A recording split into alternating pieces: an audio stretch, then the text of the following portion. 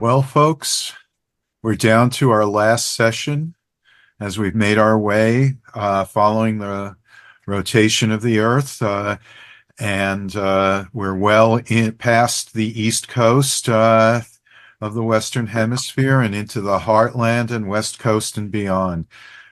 So, my name is Lance Strate. I am professor of communication and media studies at Fordham University and the president of the Institute of General Semantics. And I welcome you to our final session of this symposium entitled Semantic Environments.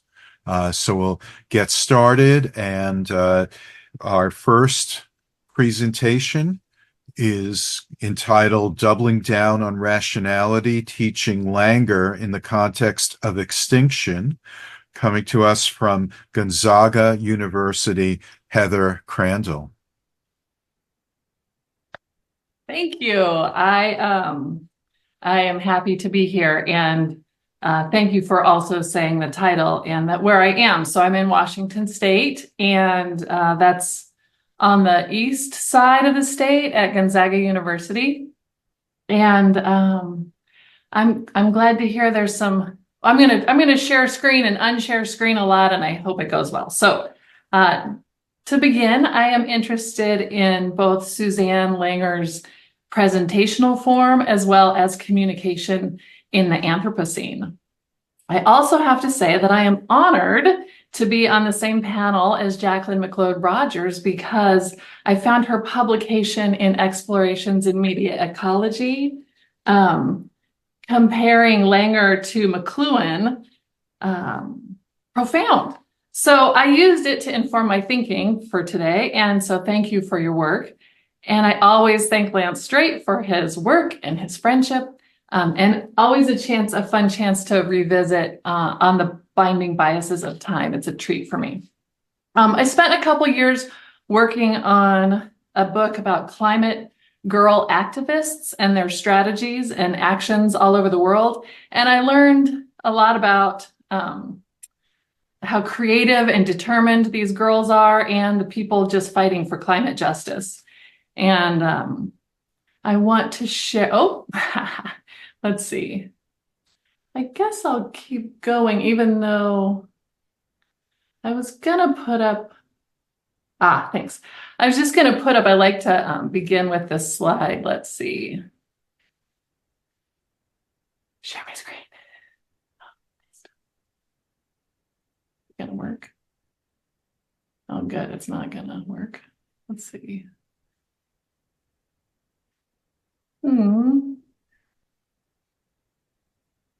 I have a new computer, so share sound up. Allow Zoom, yes. Sorry, clumsily hoping to get through this. Oh, now it's telling me to leave the meeting. I don't want to do that.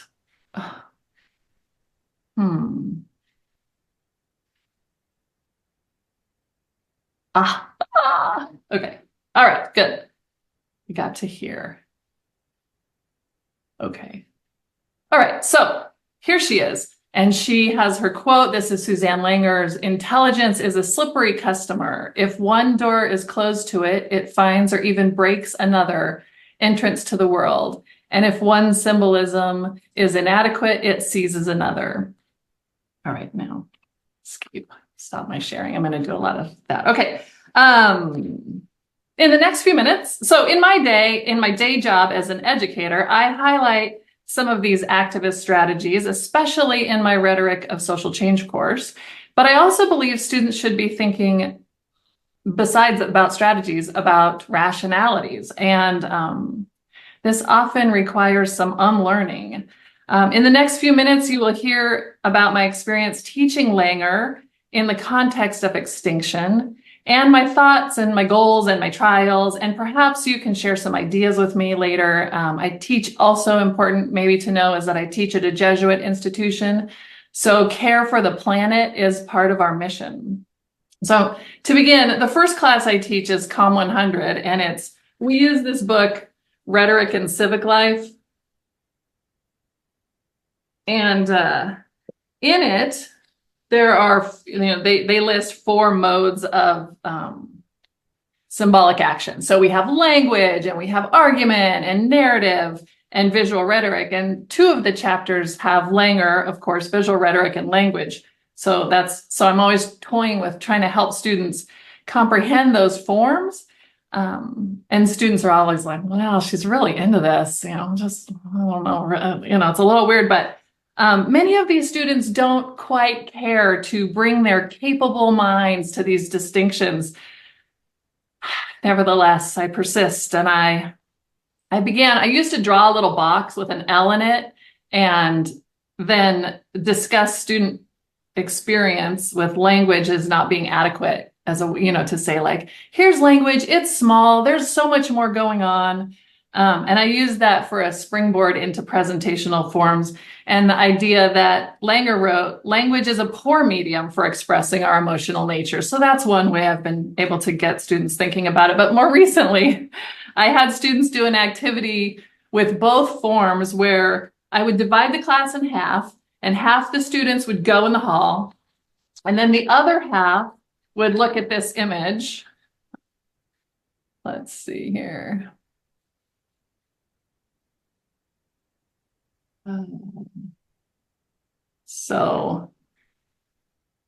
Why won't it come up? It comes up when I'm like this, so maybe you can just see that.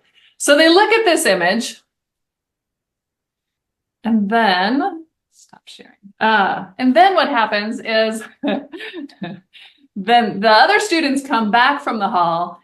Then the student who saw the image has to describe, discursive forms, what they saw, what you saw, and the other person who was in the hall has to draw the description of the student who stayed.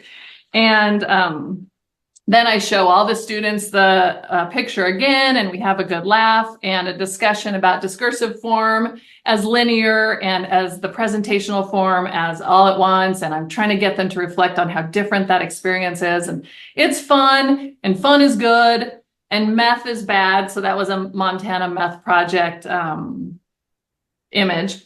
And then I have a class called Analyzing Public Texts and Discourse, and I use this Sell Now book. I don't know if you're familiar with it, and I would show it to you, but I lent it to a student. And there's a chapter in there that uses Langer to do music criticism. It's called The Rhetorical Power of Popular Culture, I think. Anyway, this class is an inquiry class, and so many students are putting songs to their videos, right? And then a lot of projects are starting to just have playlists.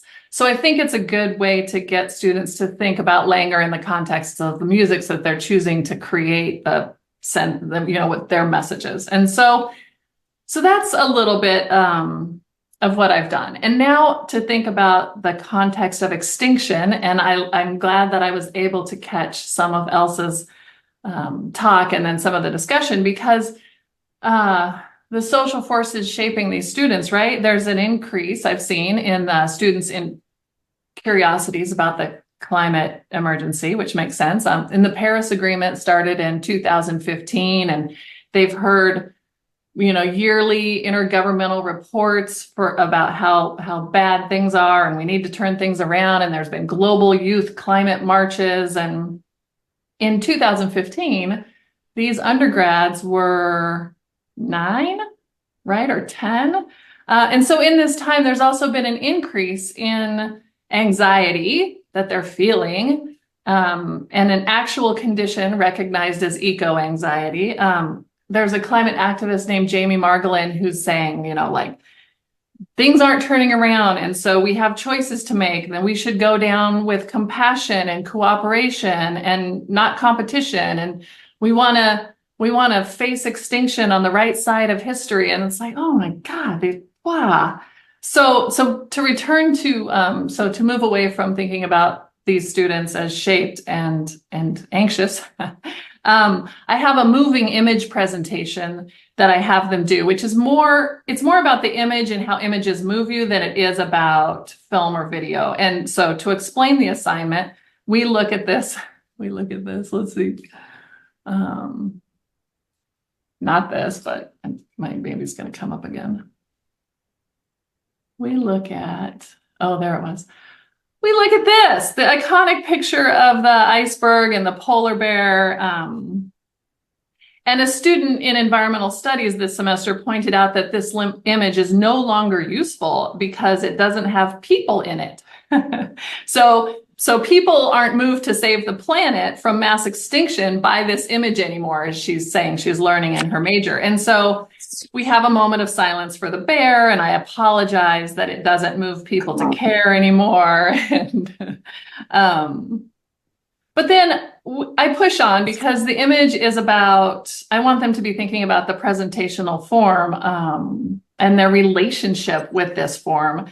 And students end up wanting to talk about the emotion of the image, which is fine. And there is this sense that they're feeling a little manipulated by the fact that it's emotional. And so we go into this like, why are we doing this hierarchy of the false dichotomy, of course, as rational or emotional, and why are they separated and valued differently, and why are they gendered? And so we have, that's a good way I've found to talk about this. And so as Langer and others in media ecology recognize, a lot is going on that we're unaware of, and presentational forms touch on this. So to dismiss ours as and others' feelings, that is a practice that doesn't help us at all. And to value the irrational over the emotional isn't what is needed, as we will increasingly experience loss and devastation and hopefully beauty and compassion. And so back to Langer's argument, which I used McLeod Rogers from her piece, we need more, that Langer says, not fewer conceptualizations to raise questions about feeling and meaning and human purpose. And which brings me back to my last thing that has happened to me recently, as I started to shift my attention to more students are presenting about the climate crisis. And so I started thinking about what presentational forms are they choosing to say something about and try to move audiences and communicate their concerns about the climate crisis. And so what images resonated with them that, in Langer's terms, signal something that resonates with their unprocessed feelings? And here are some of the presentational forms that they used, just because I think it's interesting. The budget has to be 24 minutes. So student selections, this is one slide.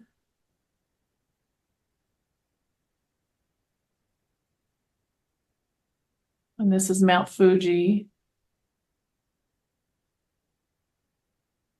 And this is Mount Everest.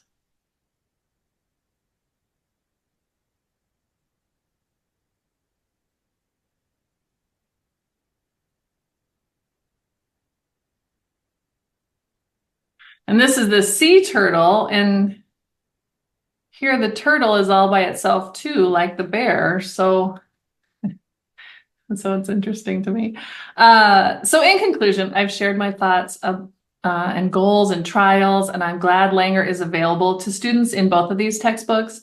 And I think there's a lot to do with presentational forms in the context of extinction for the unprocessed and felt experiences that are coming. So thank you. Thank you, Heather. And next up, the next presentation is entitled McLuhan, Thinking with Kepes, Technology and Environments, Art and Awareness. From the University of Winnipeg in Canada, we have Jackie McLeod Rogers.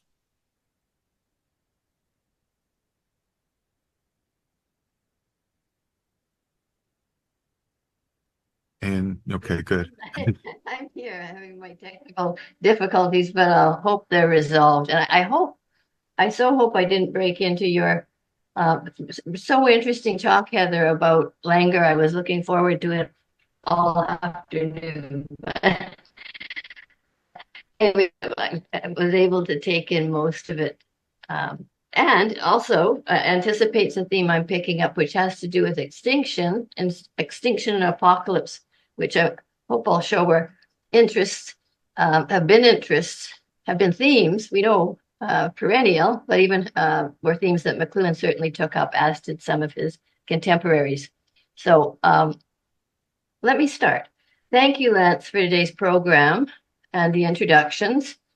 And I've listened to most of the papers today, and I hope you'll put up with me, all of you, because I'm suffering from a flu cold that is, I'm happy to hear not making me sound completely froggy at the moment. So I'll push forward and yeah, on with things. There's several reasons I want to share this research today, pairing Marshall McLuhan with Yori Kepes is the proper pronunciation. First, and this may sound a little odd given that I'm talking about two mid-century figures, one of the first reasons I want to share it is its currency. There's been, for Kepes in particular, there's been recent active work, a biographical study of Yori Kepes in 2019. Oh, I can't get it to move. Oh, there we go. By John Blackinger, 507 pages, so it's a bit of an opus, and has captured the attention of a lot of critics and brought him to the fore. I'll come back and visit that in a moment. The second publication or thing that's been released to relate to Kepes has been a film this year, not publicly available yet, but it's been released to acclaim in small art houses. As these sources profile, Kepes, born in 1906, died 2001, was a pioneer digital artist. And I'm going to, let's use the bio that's here. It couldn't be better. It gives a good summary sense of what he was about as McLuhan's contemporary. We can imagine him as McLuhan's contemporary. Yori Kepes was the last disciple of Bauhaus modernism and a self-styled revolutionary artist, but by mid-century transplanted to America, Kepes found he was trapped in the military-industrial aesthetic complex. For many years at MIT, Kepes pioneered interdisciplinary collaboration between the arts and the sciences, what he termed interthinking and interseeing. And I know those of us who look at McLuhan are already probably starting to hear echoes. So much of what they were doing, there's so much parallel. To the second, with the scientist's brain, the poet's heart, and the painter's eye, this was the proverb of the Hungarian-American artist, educator, and impresario, Yori Kepes. As first director of the Center for Advanced Visual Studies at MIT in 1967, Kepes' enterprise was to fill the gap between the humanities and the sciences, the powerful new tools he offered to intersee and intercommunicate knowledge on a participatory basis, to find the aesthetic agency of the ecological consciousness. These new works mention McLuhan and his influence on Kepes and the interactions between them. Indeed, this is pretty interesting. Blackinger speculates that when McLuhan made one of his frequent references to the artist ascending to the control tower to understand how to deliver and control media, he was likely thinking of Kepes as the model. Kepes, an artist who made it his work to walk the halls of MIT, 1967 to 74, working alongside scientists who were building the atom, progressing with it, and other computer-based military applications, and did this work with the twin goals: one, to introduce science to humanistic principles, trying to reverse the "we'll build it because we can" mentality, and instill some sort of a principles, we'll build it to support life and learning approach.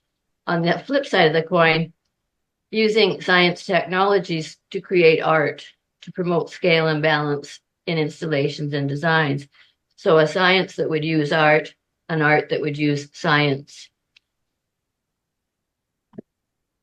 Okay, I need to go ahead.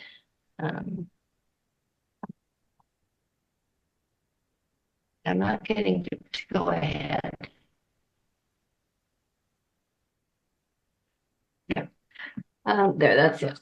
My forthcoming book, and it's just a draft cover, it wouldn't be out till the fall. It dedicates 2 of its 7 chapters to exploring the relationship between Kepes and McLuhan. One is by myself and the other by a Kepes scholar and art theorist, Carissa Terranova. In my chapter, I emphasize their view of art replacing nature, of how to build a good world made by human hands and design. And she looks at, in her chapter, their affiliation and critiques of cybernetics. The second reason for this pairing of Kepes and McLuhan is of interest has to do with the conference theme today, ecological approaches and the Anthropocene. In getting my book together that's called Crisis Then and As Now, I'm gravitating towards, I've been trying to think through how it's true that it was McLuhan who anticipated our Anthropocene. The word Anthropocene, as with many things, he didn't have the word at his fingertips, but he had the concept. And some of those references are pretty good. We know from Haraway that it came up, I guess, around 2000 was the popular moment. We know from Connolly that as things go in academics, it was around 2017 and 18 when it became a disputed term. It's too human-centered. It tends to treat all as one, and so forth. But back to the main point, you are probably familiar with McLuhan's frequent claims that we're encountering end of nature or facing the death of nature. And here we have him saying it in a dialogue with Norman Mailer, nature ceased to exist. By this, he meant we're in a time when humans have touched or affected the entire planet, for as we know from media ecology, to touch any one thing is to change everything, causing overlapping or intersectional transformative change. For holding this view, I argue McLuhan anticipated many of the anxieties now expressed when eco-critics talk about intersectional or convergent crisis. Michael Richardson, for example, it has there this in the phrase catastrophic multiplicity. Convergent crisis is another of his favorite terms. Isabel Stengers, the continental philosopher, refers not just to crisis, she turks it up to catastrophe and even gets into calling it cataclysmic. So many eco-critics also talk about extinction and apocalypse, themes McLuhan touched on with particular clarity at the end of his Playboy interview. I'm going to read the right side of the slide just to indicate how he was filtering through this material. McLuhan inveighed against looking backwards into the future and called for facing the entire unraveling of society, cataclysmic environmental change, the possible apocalypse, talked about the end of nature and the loss of species, and the need for unsettlement dialogues as opposed to rolling up his sleeves and talking about how to get settlement going in a global way. For his part, Kepes was maybe less future-oriented because he was overwhelmed by the staggering evidence he often referred to that showed planetary degradation setting in. And with McLuhan, he agreed we needed understanding alongside establishing some controls or limits. But if we take a look at these two, they've always struck me, there's not just parallel theme, but they use similar images. So they were in dialogue with each other. We know that, but the way they see the world in similar ways is so clear. Some artists, Kepes wrote in 1971, were like distant early warning systems of the human condition today. We were not unwarned about the lethal consequences of the wholesale devastation of the natural landscape. 71. And then we get to McLuhan warning of the need to guide incoming change. McLuhan wrote of the role of arts and sciences as a dew line or distant early warning system. So both of them make that similar reference to dew line imagery. Emperor's New Clothes, by the way, in 68 was published by Kepes in one of his value and vision collections. I'm arguing that McLuhan and Kepes were already addressing a question like the one on the slide that's given out in 2019, and it's offered to us as if the new eco-criticism critics are formulating something wholly new.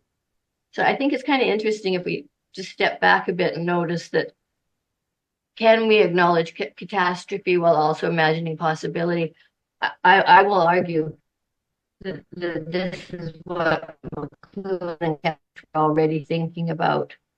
Slightly different catastrophe. It's accelerated in different areas, but it was their shared question. And the responses they articulated are very similar to those that are popular now as well. They did not have a quick fix, but would argue that you need to understand, to participate, to exert human influence for the good. Maybe pop back to the Donna Haraway point.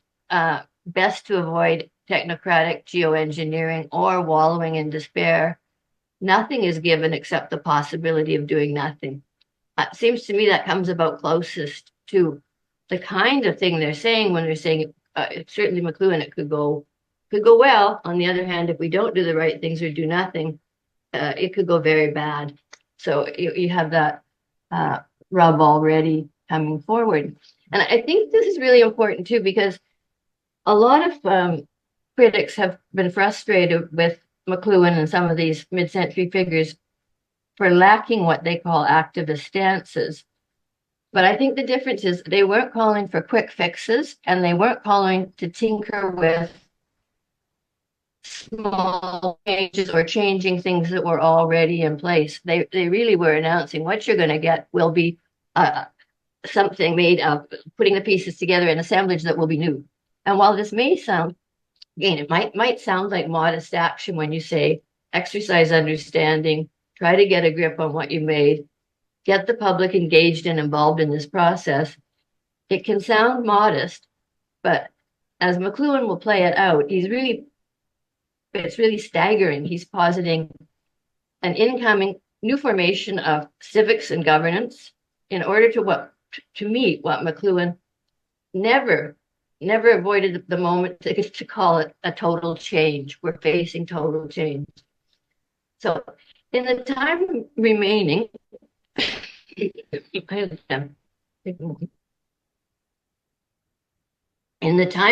let me give you a more detailed history of their project aims and overlaps. And here I'm just going to share some of the relevant passages from the chapter I've been drafting. But I wanted to get the context. I think I have about another 5 minutes, so maybe I'll push ahead to that. In 1972, both McLuhan and Kepes attended the Delos 10 Acoustic Symposium, a meeting convened by architect Konstantinos Doxiadis and planner Jaqueline to consider global settlement and infrastructural practices, with a roster of interdisciplinary intellectuals, including Margaret Mead.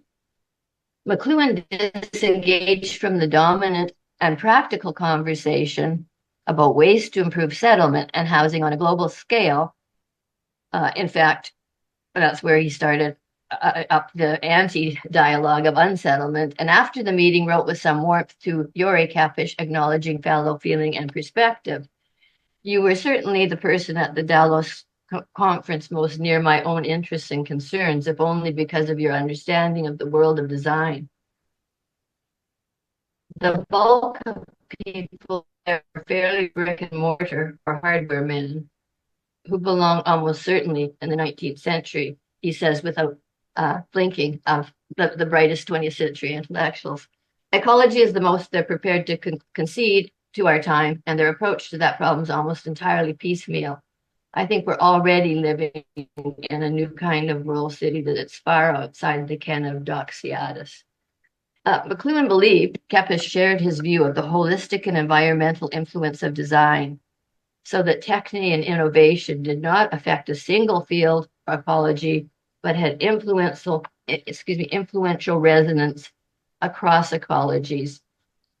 A helpful sidebar here, we find a version of this kind of radical intersection in Neil Postman's quick pronouncement in Technopoly about one thing changes everything. And we get it extended again in the title of Klein's book, This Changes Everything. The notion that you don't tinker, it reverberates.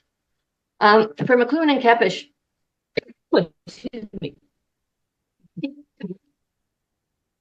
Excuse me.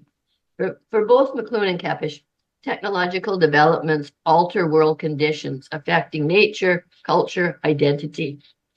We now live in a human-made environment with media embedded in and around the earth and shaping what we do and know, making the design problem dynamic and future-oriented. Artists and designers should be less concerned with fixing old problems, building more houses, less congested roads, or designing smarter city cores. Instead, they need to address psychological and social questions such as how to overcome learned lassitude, feeling small and managed, by creating spaces of play and challenges that stimulate the human sensorium, to the outcome being to enable citizens who can be involved. Both built their thinking on principles of holism and relationality, perhaps best expressed in the term unity. Using words that may come from Alfred North Whitehead's influence, McLuhan stated, "Nothing has its meaning alone. The meaning of meaning is relationship. We've always been relational creatures, our consciousness built by the translation of all the senses into each other." He further observed our interactive relationship with things in the world, so that an artifact is not neutral or passive, but an active logos or utterance of the human mind or body that transforms the user and is ground. There's reciprocity as we make our tools, and then they make us. To move to Kepes, he described our innately relational character in more storied form, describing interaction, maybe as a visual artist, describing interaction between self and the world as integral to pre-literate life, where, quote, where there was no break in the spectrum of life that was everywhere in men, beasts, plants, stones, and water, the pearly iridescence of seashells, the sparkling of the crystal, the phosphorescent glow of the sea at night, the sunlight, cotton droplets above the waterfall, all are signs of an embracing living thing. The basic link seen is the great snake whose body arches across the sky in the rainbow. Everything is permeated by life. Everything seems in contact, interacting, interliving. Modern humans, he was arguing, although we're in denial or we've moved beyond that sense of easy connection, we remain relational beings, not independently functioning discrete systems, but of a total organism. So for both Kepes and McLuhan, losing our sense of connectivity to everything, of being part of an organic whole, was key to modern malaise. With everything named and sequenced, categorized and separated, we privilege individualism and compartmentalized order. They proposed radical reorientation, an ontology honoring our relation to others and things made and things living, and an epistemic support of this, using all the senses to take in the world for expanded and expansive consciousness. Just cut a little to get to the very end. Understood in these terms, change involves translation rather than loss. To restate the point, neither McLuhan nor Kepes accepted conventional scientific explanations of human progress. Instead, they spoke in terms of patterning and transformations of past phenomena. Their take on how the past inflects the present relates to time binding in Alfred Korzybski's general semantics theory, which Lance Strate says refers to the distinctly human capability to preserve and pass on what we learn from one generation to the next, made possible by the fact that we have at our disposal the tools of language and symbolic communication, which allow us to store and transmit information from one individual to another and within groups of individuals. Yet, if time binding celebrates the principle of continuity in this way, continuity as we see it in Kepes and McLuhan comes in translated forms amid reconfigured contexts that make patterns hard to decipher. And I will stop here, offering just the beginnings of a link to GS, General Systems Theory, and hope in the follow-up dialogue, someone may kindly help me extend my thinking on this. Thanks so much. Thank you, Jackie. And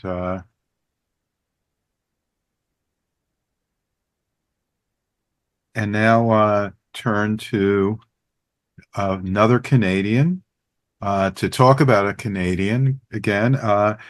The title of the next talk is Harold Innis's final course in the capacity for language, coming to us from University of Western Ontario, Edward Comor. Thank you, Lance. Can you hear me? Everybody good? Yeah? Okay, great.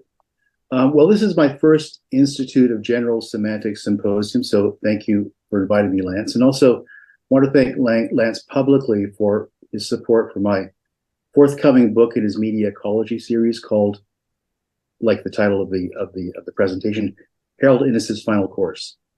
So the book focuses on lecture notes by Innis's colleague, Tom Easterbrook, that I discovered about 4 years ago at the University of Toronto Archives.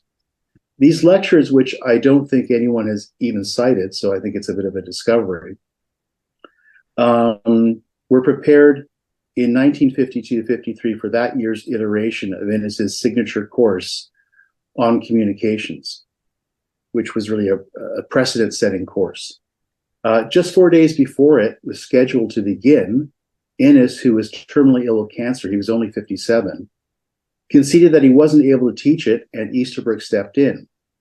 Easterbrook was the obvious person to teach it, as by that time he'd become pretty much, I think, Innis's closest intellectual confidant. Throughout his career, Innis did not habitually retain his lecture notes, so Easterbrook's notes, I believe, constitute the most detailed record of what Innis was teaching, especially as it was not his mandate to take over the course. And Easterbrook thus used Innis's readings and assignments throughout the year. So in effect, this was not just Innis's last course.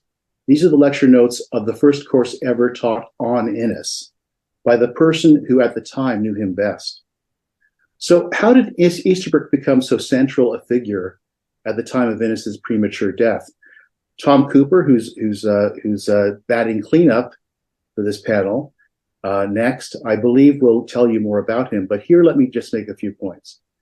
During Innis's turn to communications in the mid to late 1940s, Easterbrook, who 10, 15 years later had been Innis's first PhD supervision, was one of the very few that Innis conversed with about his work and who he asked to read it before publication. The first of these that Easterbrook read was Minerva's Owl, the paper that Eric Havelock appropriately called Innis's first seminal contribution to the history of communication. One reason why so few were involved in Innis's work at the time was that he had become quite isolated. In fact, even colleagues that Innis either thought would appreciate his turn to communications or simply friends who might give him some feedback, ignored him. In part, I think this was due, well, there's reasons for it I won't go into now, but Easterbrook was different. And I think one reason for this, of course, is that one of his best friend, his lifelong friend, was Marshall McLuhan. So I think there was an influence there. But also another reason was the fact that Easterbrook, who like Innis was an economist, understood the foundations of Innis's communications theories. And those foundations were his research in economic history and political economy. Easterbrook, furthermore, was involved in several projects with Innis after he became a faculty member in Toronto in 1957. And in the summer, this is really important, the summer of 1952, when Innis was in bed, essentially dying, he visited Innis in his home almost every week to discuss a book manuscript that Innis was helping him with. During this period, the two also talked about Innis's methodology and research interests going forward, interests that Innis never had a chance to actually apply. So the lectures provide insight as to what Innis was planning to do in the future. In an interview recorded 20 years later and that I transcribed for my book, Easterbrook describes what he called, quote, an extraordinary summer with Innis. He says, quote, he was a man who the doctors had written off. His time was up. And yet I saw him week after week, right up until until nearly the end. There was never any acceptance by him regarding his fate. It was extraordinary. It wasn't a matter of heroics. It was the fact that he was so enormously engrossed in his explorations that it was quite inconceivable that things would end. He was beginning to pull things together in a larger framework, but then he was cut off, unquote. Not surprisingly, the lecture notes produced to teach Innis's course contain insights from these very conversations. So now, with the time I have left, let me mention just some of these insights. Ones that I hope some of you will be interested in, since I'm not familiar with this group. I'm hoping that some of these will be interesting. There's lots of other insights as well, but I'll just focus on the things that I think you might find interesting. And things also that I don't think are very well known, even to Innisian scholars. The course was a required class at Toronto's Department of Political Economy, the department that Innis headed. It was listed as Economics 4B, but it was known on campus simply as Innis 4B. According to the university calendar, it was, quote, a discussion of the significance of major economic factors in Western civilization with special reference to technology and its implications to knowledge, end of quote. Since Innis established it in 1945, this description was never revised. But when we look at Innis's readings and assignments for 1951, which Easterbrook used as assignments and readings, and what Easterbrook taught in 1952, according to his lecture notes, its focus on technology had become almost secondary. For example, the first paper assignment asked students to assess different legal traditions in light of the capacities afforded by words. Note how remarkable this is, that students in this required economics course had to write a paper, their first paper, on a question concerning the capacities of language. And when one reads the lectures, this makes some sense. Throughout his lectures, Easterbrook makes provocative points, such as when he told students that Innis thought Orwell's 1984 was an extraordinary analysis of how words can be applied in efforts to control space and time.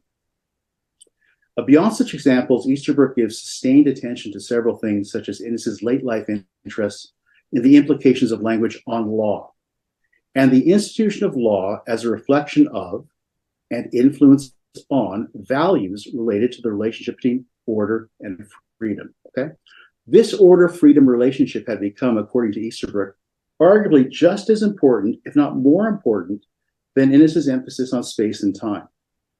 All societies, as Easterbrook explained in his lectures, require both order and freedom to survive.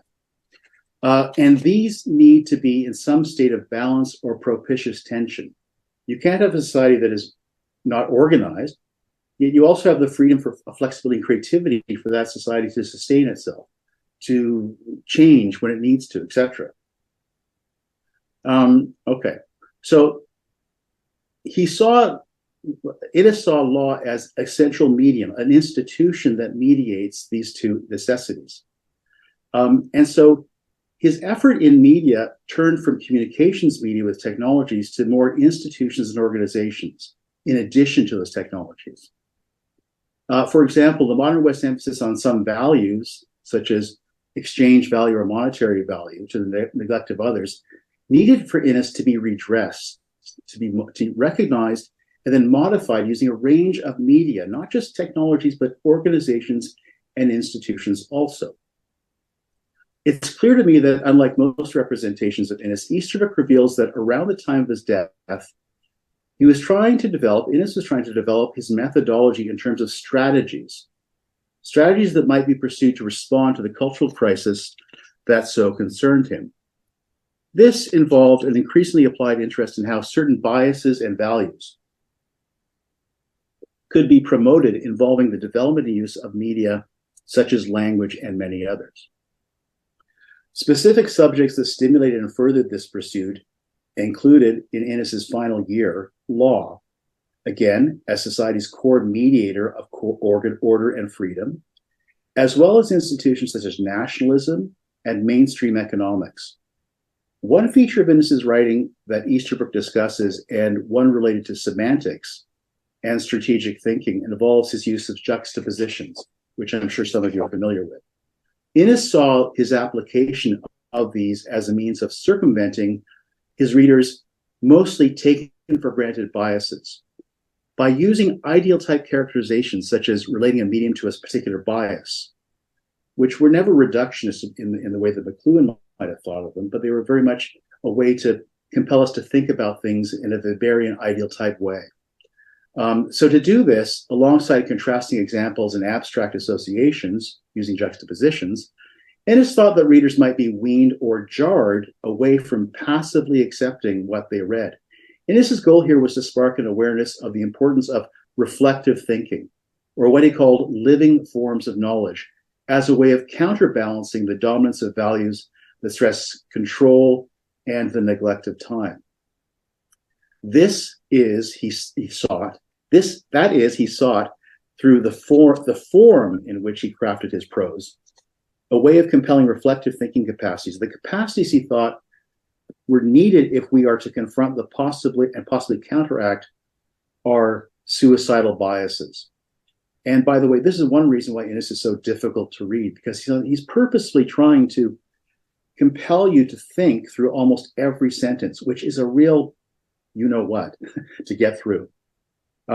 Before ending, let me also mention another concern for Innis during his final years, specifically developments concerning his home field of economics. One reason for this focus was that Innis had been elected as the next president of the American Economic Association. In fact, he was to become the first non-American to hold that influential position. So in effect, at the end of his life, he was returning to his intellectual roots, but now armed with his communications concepts. To begin his term in office, Innis was to make an inaugural address at the association's annual conference in December of 1952, but of course he never did because he died in November. Again, Easterbrook was privy to Innis's thinking, and the lectures reveal what he was going to say.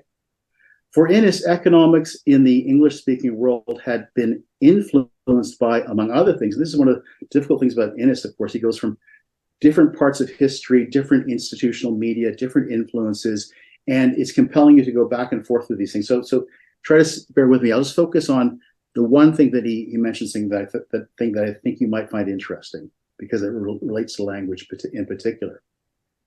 Among other things, English common law, he thought, was very influential in shaping what he called the biases of modern economics.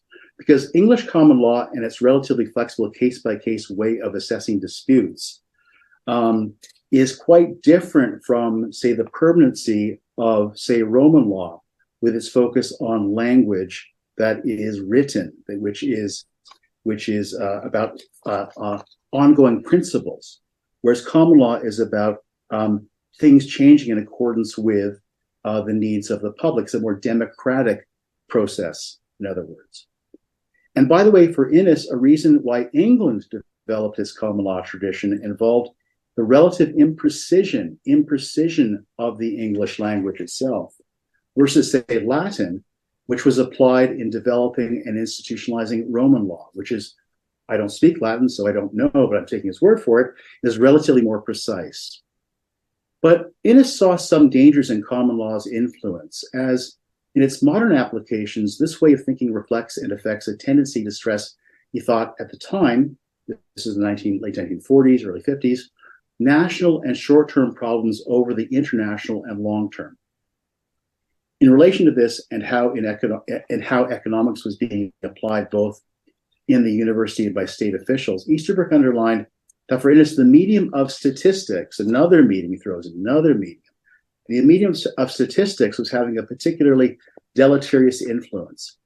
Innis said Easterbrook treated statistics as a kind of language, one which emphasizes the particular rather than the general. And he contrasted this with mathematics due to its more timeless and universal applications. That is, of course, mathematics was a creature of philosophy.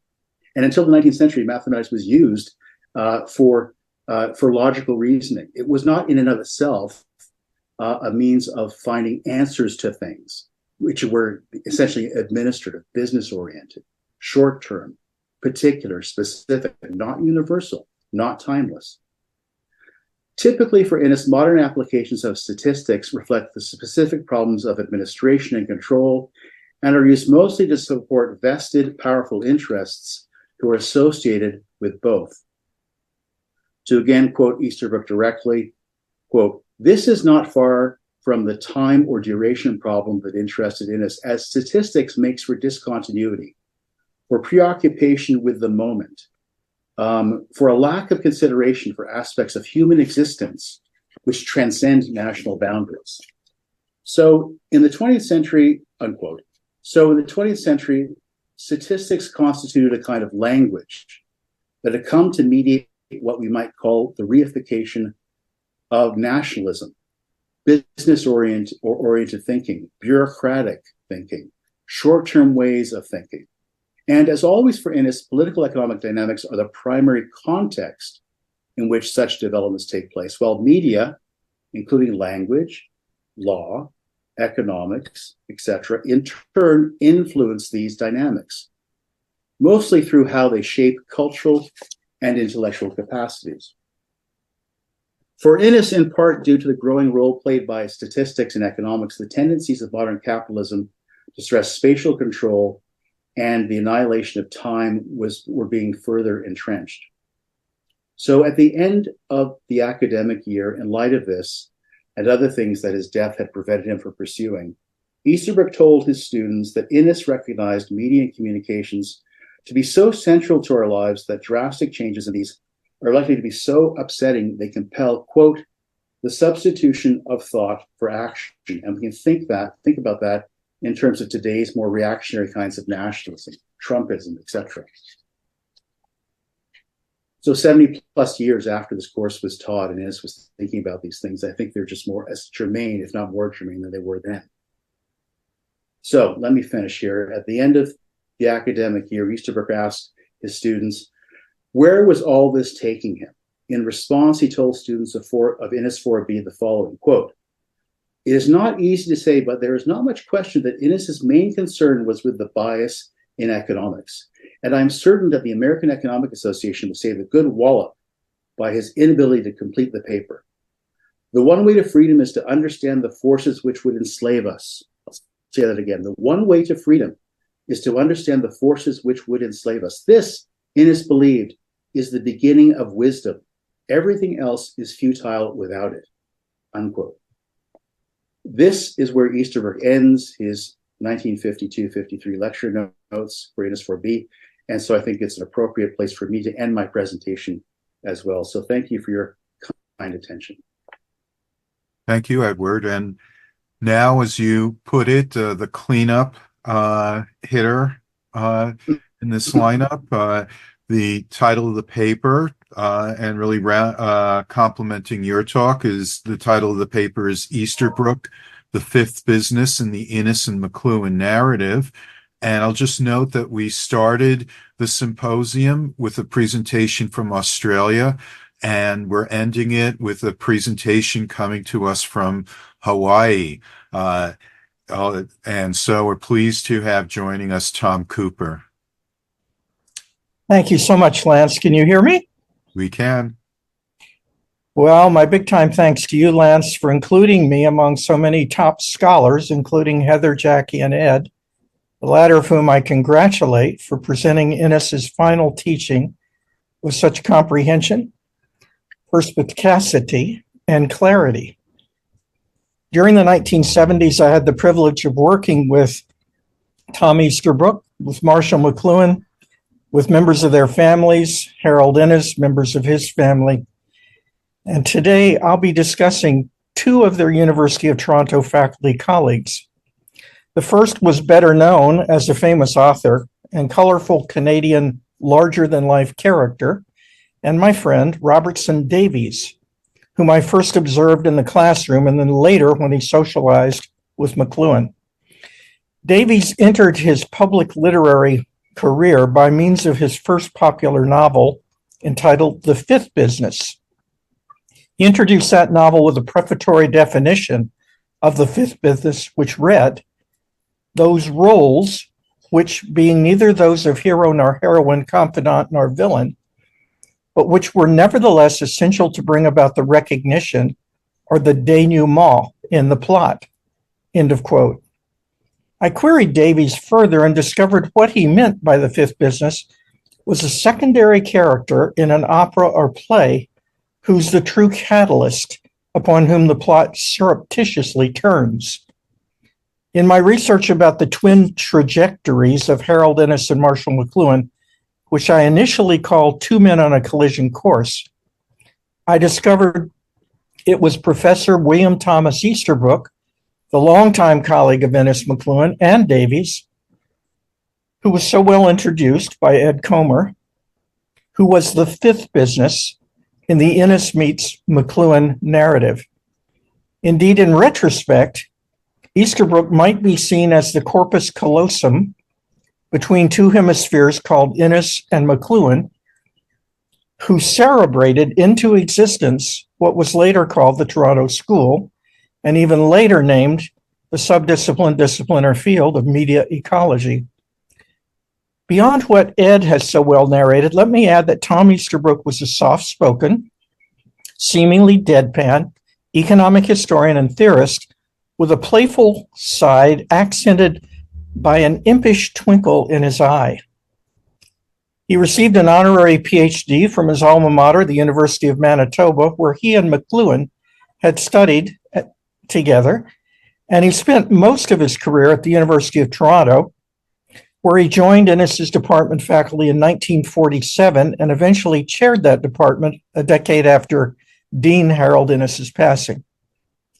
But within the context of the Innis-McLuhan conjunction of the planets, Tom, as both families knew him, played a more crucial role. From his Winnipegian childhood until McLuhan's death, Easterbrook was Marshall's closest male friend and sparring partner, who rode with him in cattle cars on a ship bound for Europe before they cycled across England together.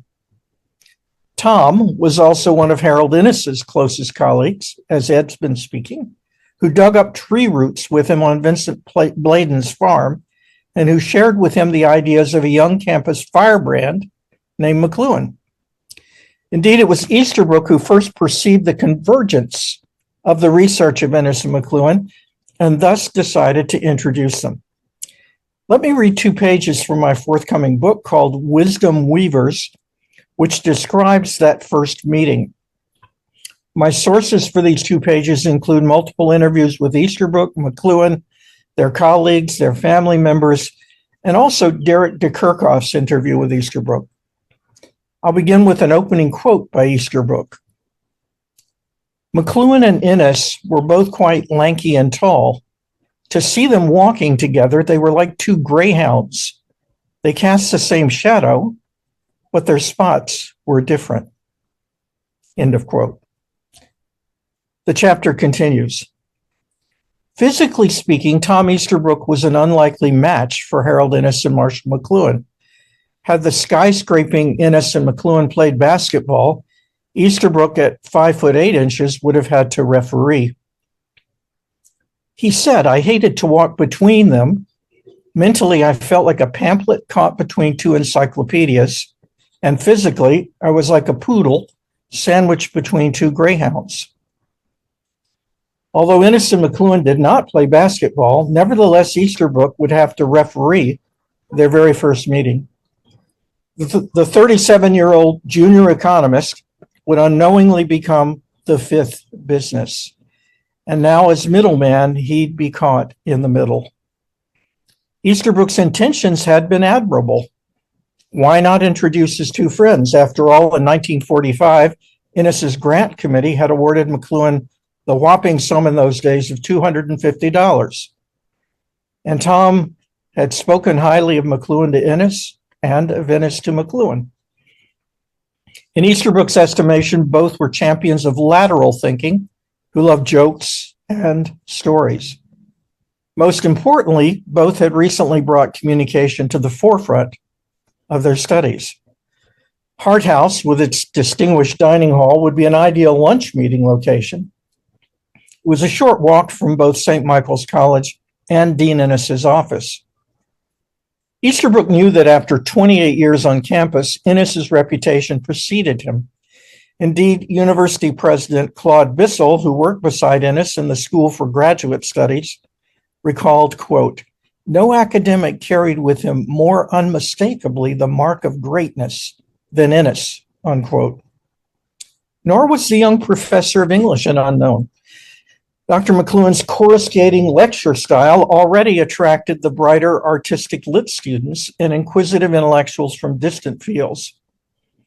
Indeed, physics professor Ian Dagg, who married Innis's daughter, Anne, later recalled, "I heard about this new professor who was making a splash, so we all went over to hear him. He was certainly interesting, but disconnected, all over the place, and yet compelling." Easterbrook knew that Dagg's inability to follow the Cambridge wizard was typical. Some students felt that Big Mac was like Picasso's Cubism because, quote, "he jumped too much," unquote.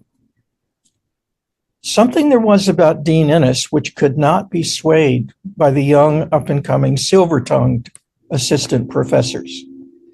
And Innis would also recall Easterbrook's confidential aside to him about McLuhan being a wild card. For Innis, it was unthinkable not to call a spade. All else was dishonest. But for McLuhan, it was all too obvious that a spade was a spade. Why not call a spade a blade? More people would listen.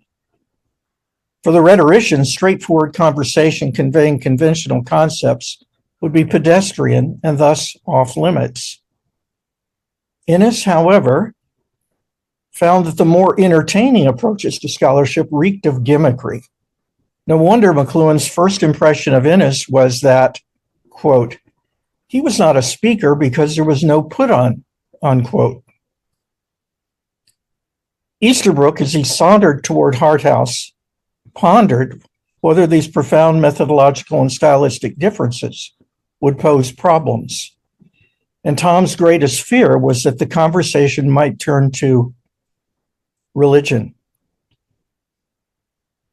No sooner had the three seated themselves and completed formalities than the conversation turned to religion.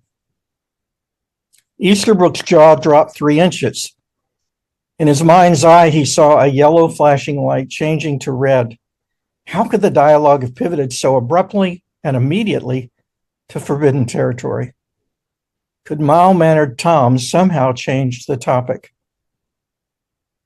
It had not occurred to Easterbrook that Innis and McLuhan would discuss the Inquisition, literally, let alone reenact it figuratively. According to Easterbrook, quote, "Innis was intolerant of only one thing, and that was intolerance. The church seemed to epitomize intolerance. As a devout Catholic, McLuhan was quickly pushed toward defensive maneuvers. He defended the machinations of the Church of Spain, which were highly repressive at that time." End of quote. A hot civil war had broken out in a cold Harthouse. Both men claimed historical evidence to support their positions. McLuhan cited examples of the church as the great civilizing force throughout history, while Innis had written and would iterate, quote, "the awful power of the papacy is a force of monopoly and dictatorship," unquote. The table shook. Antlers locked. Why? Years before, Innis had stressed his own subconscious Baptist attitude when writing his Methodist collaborator, Arthur Lower. Quote from Innis, "Our differences probably go back to religion. Methodists are always anxious to control things. We Baptists were always suspicious of control." End of quote. McLuhan, despite one Baptist parent, had associated himself what seemed to Innis the Pentagon of catechizing control, the Church of Rome. Paradoxically, for McLuhan, that so-called, quote, "overly controlling institution," unquote, had been his own door to freedom. So Easterbrook was forced to referee 2 heavyweights. The lunch ended abruptly when it became clear that neither debater could turn toward compromise, controversy-free content, or calm. Easterbrook worried. Was this the end? For the two greyhounds, however, the setback was only temporary. For both, there was a dawning recognition they had met a vigorous intellectual force to be reckoned with. Easterbrook's best-laid plans had only momentarily gone awry. So that's the end of the two-page excerpt, but let's continue because clearly this encounter was not the moment of conception for the Toronto School. But that birthing moment was not far away. It would soon appear because Easterbrook had agreed to chair a weekly interdisciplinary seminar, which met on Tuesday evenings in Hart House during the first months of 1949. The values group, as they were called, included well-known faculty such as Clark, Shore, Dreyer, Creighton, yes, the Donald Creighton, a few part-time members, some guests, and it included Innis and McLuhan. So Easterbrook was suddenly in high heaven since he could facilitate discussions at which McLuhan would present his thinking about values in the arts on one Tuesday, and on another Tuesday, Innis would speak about values within his recent communication research. Fortunately, according to Easterbrook and Creighton, Innis listened as carefully to McLuhan as McLuhan listened to Innis. We still have the detailed minutes available about both of their presentations, which were fascinating, but which would take another full webinar to outline. Sorry. But Easterbrook's dreams had come true. There in the same Hart House, both giants could hear the other think out loud at length about communication for the first time. The rest, of course, is history. The controversial Canadians began to read each other's work and recommended it to others. They elected to put the others' publications on some of their reading lists. Innis bought The Mechanical Bride as a Christmas gift for friends and many members of his family. In turn, McLuhan encouraged students to study with Innis. The two titans saw each other at university events and occasionally at their informal end-of-day coffees with youngster Carpenter, Lee, Easterbrook, and other academics who became part of what I call the first Toronto Circle, unquote. Innis and McLuhan then exchanged messages about a publication which later came to fruition, yet another webinar, and a school which might have emerged had Innis not passed away prematurely, as Ed discussed. By the way, it was Easterbrook who first recommended G.K. Chesterton's book, What's Wrong with the World, to McLuhan, not in the usual way that we hear about it, but during their teenage years. And of course, Chesterton, like Innis, was a major formative factor in the Sage of Aquarius' thinking and his religious conversion. It was also Tiny Tom who first brought McLuhan's stack of publications to Innis's attention. So it's hard to make a case for anyone other than Easterbrook being the fifth business, the sperm donor in the siring of the Toronto School. However, I do in the book, Wisdom Weavers counterintuitively make another case, one which would make Robertson Davies roll over in his grave so many times you'd think he's on a rotisserie. In that book, I assert that there was a second fifth business. Would that be a sixth business? And I claim that both Innis and McLuhan were married to the second fifth business. Is that a scandal or a riddle? You'll have to read that chapter to determine if you agree with me. Although you may say this is a shameless marketing ploy to get you to read the book, it's also my way of advocating for ethical fairness by giving credit where it is due. And in that spirit, I also acknowledge you, Lance, and Neil Postman, and Bob Logan, Derek DeKirchhoff, Paolo Granata, and others in leading what I call the third ring or phase or wave of the Toronto School, and the co-leader with Neil of what I call the New York School. Lance, thank you so much for including me. I also can't thank Easterbrook and McLuhan enough, since no matter how busy they were, both would always linger after class to answer the questions of a young, naive, ignorant, recent American import from Harvard, where McLuhan's mother wanted him to study, who strongly resembled me. However, he must have been my grandson because he was 50 years younger than I am. Thank you, Lance, very much, and everyone. Well, thank you, Tom. And we now are open for questions and answers and comments.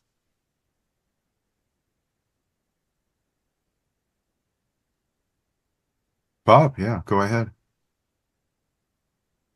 Thank you, all four of you. That was wonderful.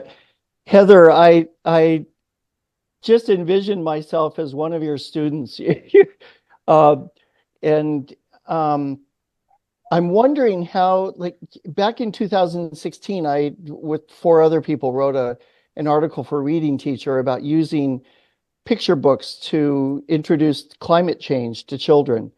And now I'm realizing that some of those children are about ready to go into college. So how do you deal with, Heather, I'd like to have some sense of how you deal with this attitude of total annihilation that seems to be so pervasive. If you could just say something about hope.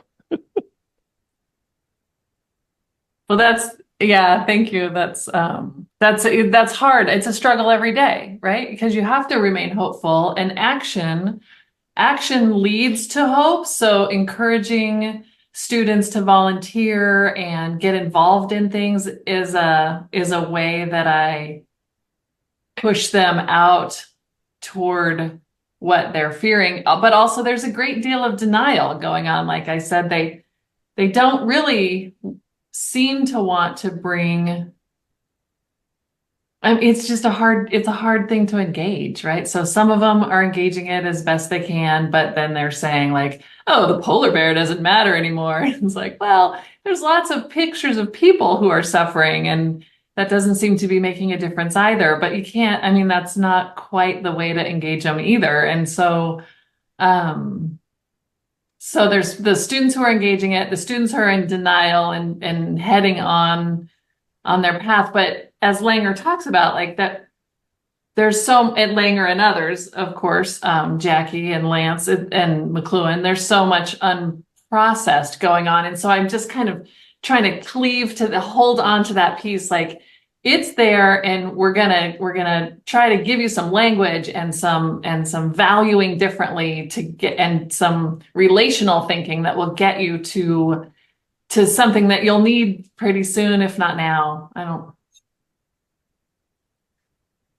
I think that's a great point, just that the Institute of General Semantics and General Semantics itself was founded on the idea of hope, and Korzybski's intent to help people just grow the hell up and act responsibly instead of being infantile and just fighting with each other and really leading to these catastrophes. So I think this relates to us very much.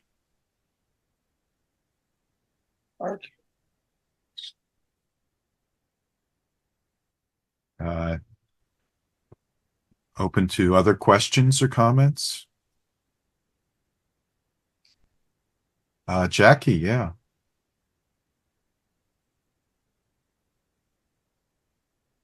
If you're talking and you're muted. That's my way today, to be puzzled by technology. The last two presentations, I was happy to hear more about Tom Easterbrook. Because honestly, I read quite a bit of biographical material, but he always seemed the forgotten man. There was so much fuss on Edmund Carpenter, interest in him, and interest if you move into the future, going now towards Harley Parker. So, I mean, the other figure who just sort of dangles off in the back in the breeze is Carl Williams. So he must have been unlikable or something. I'm trying to conclude what was the matter with him because no one wants to connect him to the formative years. Although he did a co-written piece with Turret, which was very important to the group, they claim, right? That one of where they studied student responses to the environment, and they were able to put numbers against how many students walk from A to B and are really unaware of their environment completely. So Williams did something, but I know you're getting at another issue. So I guess I would say in looking at this one constellation, it doesn't necessarily mean the others aren't interesting or valuable either. Because I have always wondered about the kind of forgotten figures in general. I would have said Easterbrook, Williams, I guess.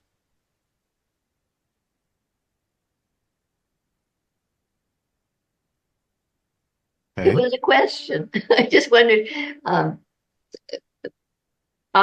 You're saying what you're showing is that we get in Easterbrook the link to Innis, between Innis and McLuhan. That's his function. I might have another question, and this is really biographical. In their later years, it seemed to me that Easterbrook and McLuhan grew apart. Is that true or is that not? I don't know what Ed would like to say about that. From my perspective, they were always sparring partners. So in one sense, they were always apart and together, the way that all sparring partners are. But because McLuhan became so densely populated with appointees and followers and incessant requests, his time alone with previous close friends narrowed and narrowed. And then at the very end, of course, he became a very quiet man medically. And Easterbrook did care about him, was, dare I use the word, loving toward him as someone he had spent a lifetime with. But philosophically, Marshall became more and more extreme. And he had always been what Easterbrook saw as partly a loose cannon and partly a genius. And so he wondered to what extent he would be heard. And he also said that about Innis. Innis was often a non-receiving transmitter, and McLuhan was often a non-receiving transmitter. So he very much enjoyed learning from them, although sometimes it was over the top in his mind regarding McLuhan. And so there are reasons why they seem to drift apart. And yet I would argue that they were always very close as boyhood friends who grew older, wiser, and more cantankerous together. I might add, if I may, that there is one part of a later lecture in the course in which Easterbrook talks about people who are not connected with material circumstances, and he critiques them. And I think that's a veiled critique of his friend McLuhan, in terms of McLuhan running off into an area of work that kind of pushed Innis's stuff aside, the political economic context, the dynamics of material relations. So that was probably part of the tension that they had as best friends through the years. One more thing I'll say briefly, and this is off the record, okay? In speaking with friends, people who knew Easterbrook, I'm told he was very sad with himself because when after McLuhan had his stroke, he had arguments with McLuhan and really never spoke to him again. Didn't bother to make contact with him, and he very much regretted it. Was very sad about how their relationship ended. Thank you. That really helps because the biographies are all so different on the final years. But there's that last photo of him on a beach with Carpenter, and people often wave to that as, the buddy photo. And I guess some of them maybe did blow up a little bit. The idea that Easterbrook was not there at the end, kind of falling apart in ideas and thinking. But but good. Thank you. And I'll just say, oh, go ahead, Tom. Sorry. Easterbrook had said to Innis as a precaution that McLuhan could be a loose cannon, and that what he said had to be taken as a grain of salt because he was a rhetorician and he didn't mean what he said literally all the time, but rather provocatively. So that was always going on too, because Tom was more grounded in materialism and in the social sciences. But it was so interesting when you were describing, oh, no, maybe I'm getting two talks mixed up now. In some ways, it was rhetorical teaching of economics, where they were when they were. I think that might be Edward's talk when he was talking about how the aims of Innis's teaching that were to turn over as opposed to just use language as it was commonly used and given. But yeah.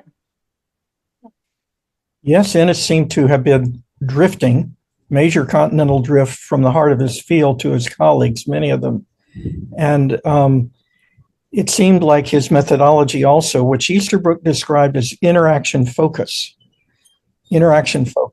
always having a focus, but then looking at the interaction around it and using the focus to study the interaction. That also was strange, and to some of his colleagues, anathema. But to many, it was more tangential to their purpose. Do you want to add to that, Ed? Well, I did want to just throw in there, since we're talking about Innis, and Heather mentioned one of my books, The Binding Biases of Time. And in that lead essay, I do note there are some parallels between Harold Innis and Alfred Korzybski, the founder of General Semantics, including the fact that both were injured and kind of shaped by the First World War, by their service in the First World War. And just to, I often tease the Canadians, but just to point out the importance of our neighbor to the north, said when Korzybski came to North America, the first place that he lived was in Canada before moving down into Chicago.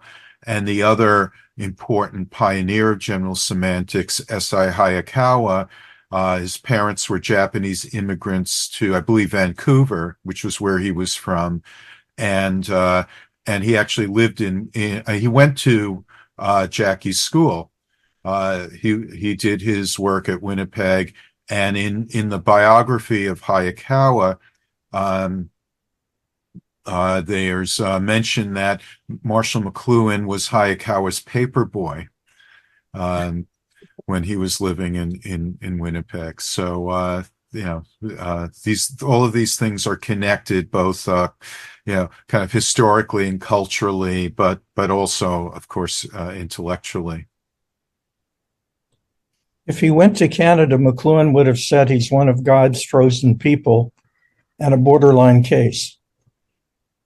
Well, there was the other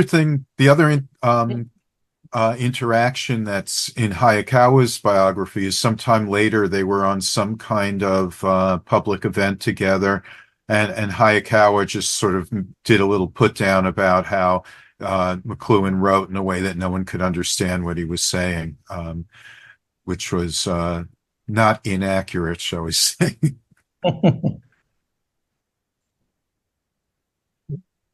For those of you not familiar, Postman was colleagues with Hayakawa for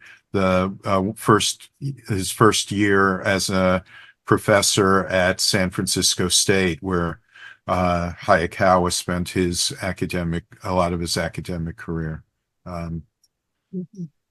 So, again, a lot of networked connections that do come up here.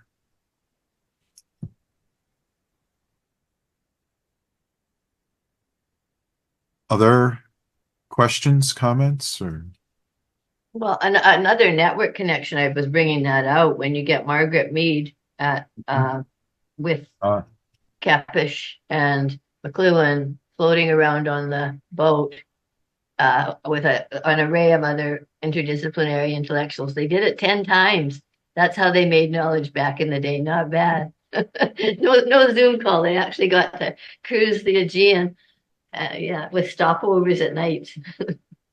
And you know, Jackie, I was just thinking about that because not too long ago, I Tom and I and some others, Marshall McLuhan's daughter, Terry McLuhan, is part of our community um, in with the Institute, and she's actually a fellow of the Institute. But we were just together, and she was telling stories and just talk just all these different people that she had contact with.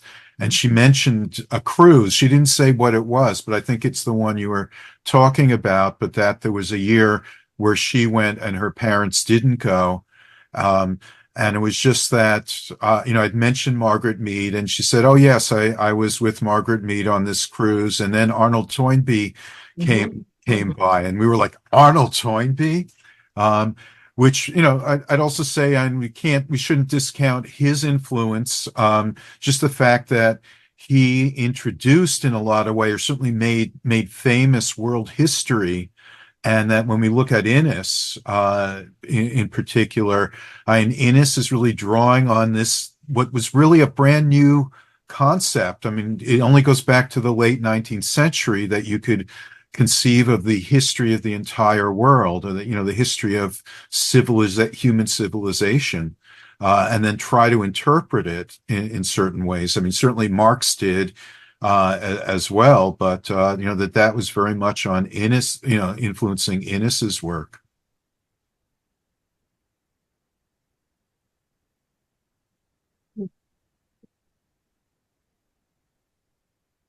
I just wanted to say on the Toynbee reference, the last lecture in the course, Easterbrook is talking about Innis's hopes that the new CBC, the Canadian Broadcasting Corporation, wouldn't just have a choice between Bob Hope and Groucho Marx, but they'd also have some Toynbee.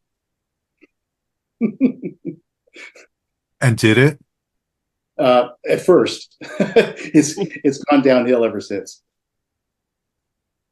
By the way, Innis loved both Groucho Marx and Toynbee, which shows two different sides of him. Right. But it's also a great illustration of how people don't really understand what a new medium or technology is going to do. That when television was introduced in the US, all the writing was about how it would be a great boom for culture, and people would be able to see opera and ballet and dramatic performances and attend political conventions and be much more informed about politics. Kind of hilarious when we look back on it. Some critics said it would also obsolesce radio and theater, which of course is hilarious.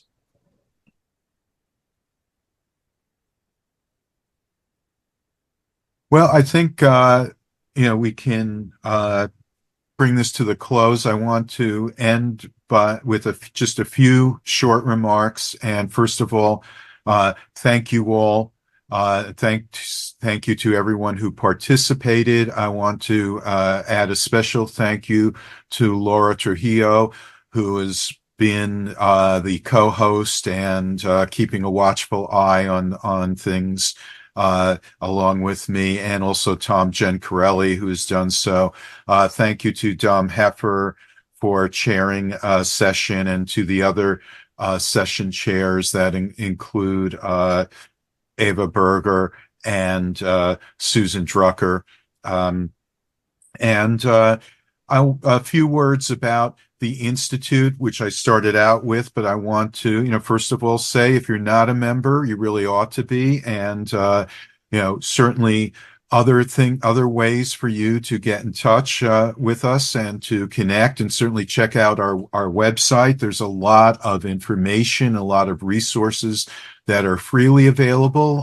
Members, if you join, and membership is really not very expensive at all, but you get access to certain member-only pages as well. But otherwise, we have a YouTube channel the recordings from this symposium will be up there later on when I get around to it, and you can subscribe to that. On Facebook, we have a special group for the Institute of General Semantics that you can join. We also have we're also on Twitter and Instagram, and we do a monthly podcast called Semantic Reactions, which you can subscribe through your preferred podcast distributor. But with membership in particular, you get a subscription to our quarterly journal, etc., edited by Tom Gencarelli, and it really is worth the price of membership alone. But we publish books, and you can get discounts on purchasing our books, and we hold events. Some of them are online, like this symposium, and we've had online lectures. We'll be having a reading group for Science and Sanity later in the year. We recently published, just last year, the 6th edition of Korzybski's magnum opus and the text of General Semantics, Science and Sanity. So we will be running a reading group, discussion group, where we'll go through that text as well. We've had online lectures, and we'll have them again in the future.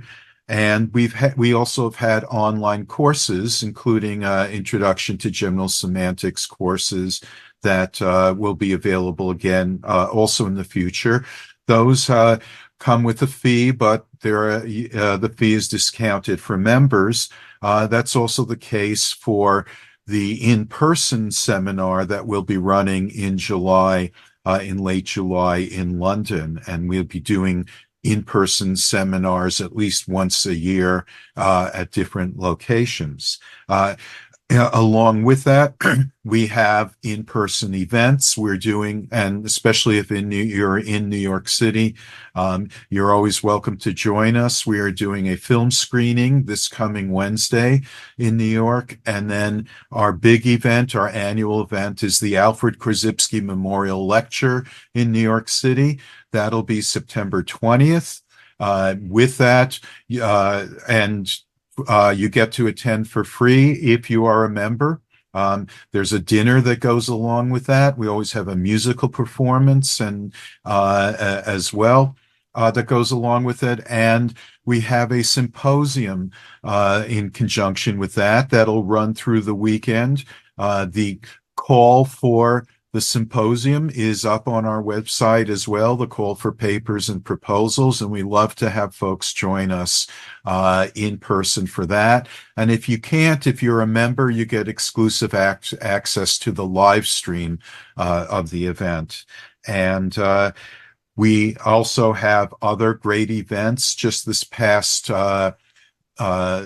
winter, we had a concert featuring Tom Gencarelli's band, Blue Race, together with singer-songwriter Michelle Schacht, in a concert that we weren't able to live stream for contractual reasons, but if you were there, it really was a phenomenal evening. Did I leave anything out, Tom? No, that was a pretty good list. That was a pretty good list. Yeah. Well, and we'll figure out more stuff to do. So join up, be part of our community. We'd love to have you. And we want to continue to do all of these great, stimulating kinds of events and kinds of publications as well. I know Tom's always happy to get submissions for, etc. And we're also very happy to share with you all the really important ideas that go along with general semantics in its traditional form and with what we call general semantics writ large as it extends into other areas, including areas like media ecology and systems theory. So please come along for the ride. We're having a great time here, and we really love to share and have you join in with us. I guess the only thing Thank that I you could very add much. is if you can come to London, if you can come to New York in September, or even Buffalo in June, where we'll be at the Media Ecology Association conference, we would love to see you all in person as opposed to in these Hollywood squares here. I don't know if that reference works for everybody, but Yeah. And if you want to organize something locally where you are, let us know about that, and we'll do whatever we can to help you out with that as well. That's our mission. Thank you very much. So thank you all, and good morning, good afternoon, good evening, good night. Nice. Thank you very much. It was great. Thank you. Thanks, Lance. Thanks, Laura. you. Thanks, Tom.